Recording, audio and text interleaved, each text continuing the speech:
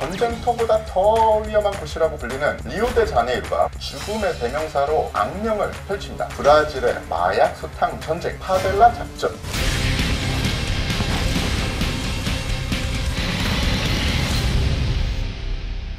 태상호의 엑스벙커, 지금까지는 제가 만나본 특수부대원들의 이야기를 전해드렸습니다. 오늘부터 전쟁터, 사건 현장에 살아있는 이야기를 전해드리겠습니다.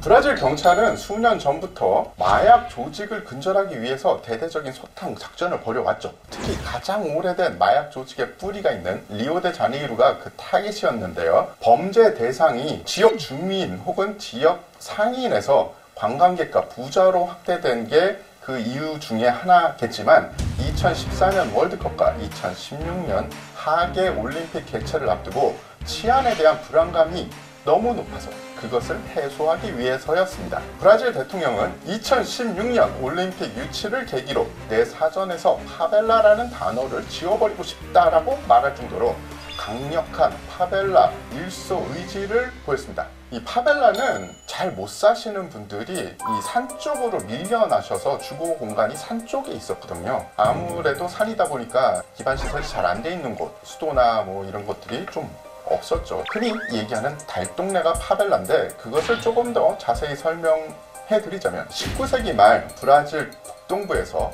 반란이 발생을 했죠. 그러니까 내란이 발생을 했는데 그 내란을 진압하고 돌아온 군인들이 급료를 제대로 받지 못한 거예요. 그러니까 이 사람들이 어디 갈 데가 없게 된 거죠. 그래서 이분들이 산기슭에 모여서 살게 됐습니다. 당시에 꽃이 활짝 피어난 파벨라 나무의 이름을 따서 판자촌들이 지어졌고요. 이후 산업화와 함께 농촌 노동자들이 몰려들어서 빈민가가 형성이 된 거죠. 그래서 그런 빈민가가 계속 커지다가 1980년도에 리오데자네이루가 경찰력 혹은 사법권이 그쪽에 미치지 못하는 그런 지경에 이르게 됐습니다. 그 후 리오데자네이루가 마약 공급의 중심지가 되었고요. 마약 조직이 파벨라를 장악하면서 죽음의 대명사로 악명을 펼칩니다. 브라질에서 두 번째로 큰 도시 리우에만 이 같은 파벨라가 약 1000개 정도 있습니다. 이 빈민가 안에 110만 명 정도가 살고 있고요. 마약 밀거래를 비롯한 범죄의 약 40%가 이곳에서 이루어지고 있습니다. 제가 브라질에 간 시점이 바로 2016년 리오데자네이루 하계 올림픽이 개최되기 바로 직전 대혼란의 시점이었어요. 여러분들도 기억나실 거예요. 언론에서 당시에 주 경기장도 지어지지 않았고 치안이 너무 어수선한데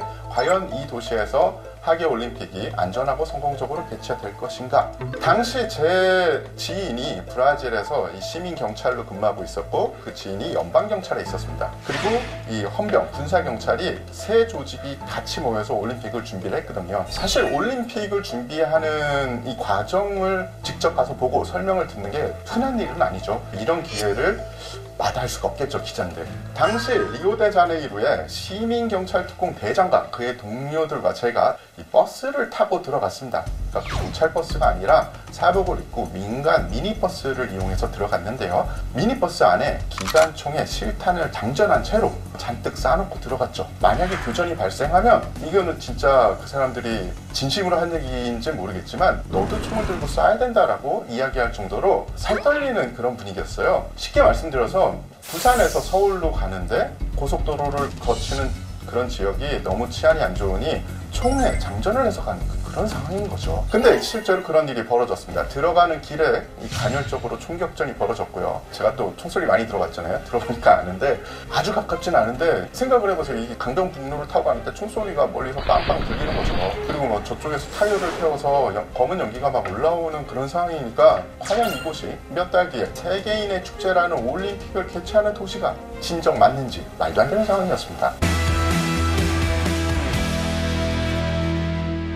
브라질은 전에도 파벨라 정리를 여러 차례 시도했으나 잇따른 부작용으로 번번이 포기를 하게 됩니다. 대표적인 방법이 주민들을 강제로 공공 아파트로 이주를 시키고 원래 있던 달동네는 헐어서 재개발을 하는 것이었습니다. 재개발을 추진해서 생기는 막대한 이익으로 공공주택 건설비를 조달한다는 아주 서류상으로는 좋은 계획이었지만 제대로 되지 않았습니다. 1970년도 이 당시에 군사 정부가 시행한 이 계획에 따라서 강제 철거당한 주민들은 착공이 안 된 공공주택 땅으로 내몰렸죠. 그럼 문제는 아무것도 지어져 있지가 않은 거예요. 터만 잡혀 있고 그냥 골조만 올라가 있는 그런 곳으로 쫓겨난 거죠. 결국은 완성되지 않는 곳에 다른 빈민가가 또 생기게 되는 겁니다. 빈민가 1에서 쫓겨나서 빈민가 2, 3으로 계속 빈민가가 번식을 하게 된 거죠.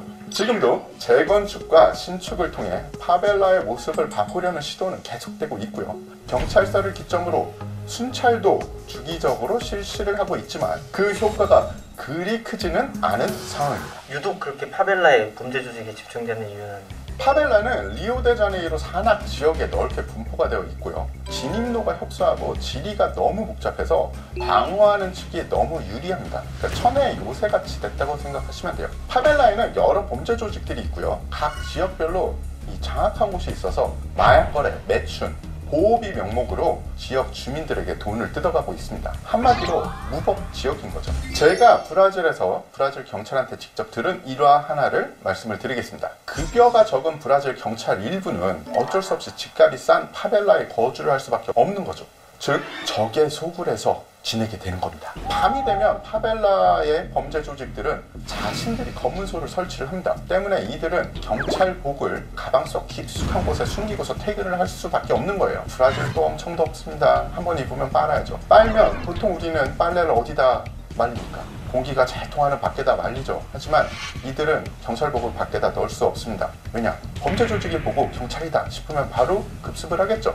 그래서 이들은 냉장고 뒤에, 이 냉장고 뒤는 열기가 나오잖아요. 그래서 그 뒤에 몰래 걸어서 말린다고 합니다. 실제로 경찰 신분이 탄로나서 고문을 당하고 타이어를 이용해서 산채로 화형을 당한 경찰이 있었다고 합니다. 사람을 세워놓고 타이어를 아래서부터 차곡차곡 올리면 저는 꼼짝을 못하게 되죠. 아래에 불을 지피면 죽을 때까지 고통을 느끼게 됩니다. 우범 지역에 가서 총하고 경찰 배지가 있어도 만약에 범죄 조직이 숫자가 많다 그러면은 도망가든지 아니면 빨리 어디에다 버려서 경찰임을 드러내지 않으면 정말 끔찍한 일을 당할 수 있는 나라가 바로 브라질입니다.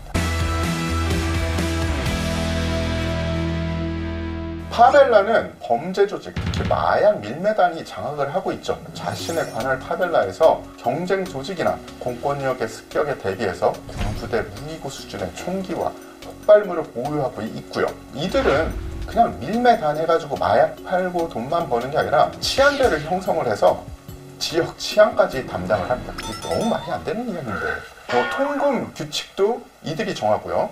주민 간에 다툼이 생기면 이들이 가서 중재를 하거나 아니면 당신이 잘못했네 그러면 그 사람이 범죄자들한테 징벌을 받습니다. 심지어 스페인의 인류학자 달리아 마르틴 마조는 이곳 마약 조직의 사회봉사 활동을 조사를 해서 목록을 작성했는데요. 그 자료를 보면 마약 조직은 운동장을 건설하고 유아시설을 운영하고 의약품을 제공하는 건 물론 어린이와 노인의 여가 활동을 위한 축제나 댄스 파티 등도 열었고요. 부상자가 생기면 깽단은 즉시 무기를 들고 근처에 있는 작은 개인 병원을 점거해서 의사들에게 수술을 하도록 강요를 하기도 했고요. 마약 밀매상인 경찰이나 적에 의해서 목숨을 잃으면 돈을 모아서 일종의 유족연금을 주기도 했다고 합니다. 한마디로 법보다 주먹이 가까운 곳이 파벨라라고 생각하시면 됩니다.